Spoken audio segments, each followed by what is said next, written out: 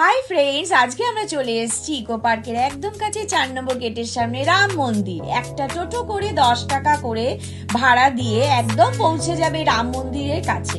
অনেকে এটা হনুমানজির 5 মন্দির মিনিটের বলে। দূরত্বেই একদম মন্দিরের সামনে এসে যাব। ওখানে ডালার ব্যবস্থাও আছে, তোমরা গোলাপ ফুল দিয়ে পুজো দিতে পারো। আমরা পৌঁছে গেছি। হনুমানজির সব থেকে বড় মূর্তি এখানে দেখা যাচ্ছে।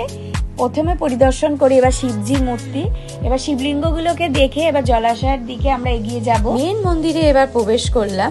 এবার আস্তে আস্তে এখানে ছোটখাটো অনেক মন্দিরই আছে, কিন্তু ওখানে ভিডিও করা নিষিদ্ধ ছিল। মার্বেলের এই মন্দিরটা দেখছো, এটা নতুন সংস্করণ করে নতুন করে করা হয়েছে। খুব সুন্দর, ভেতরটা পুরো স্নিগ্ধতায় ভরা।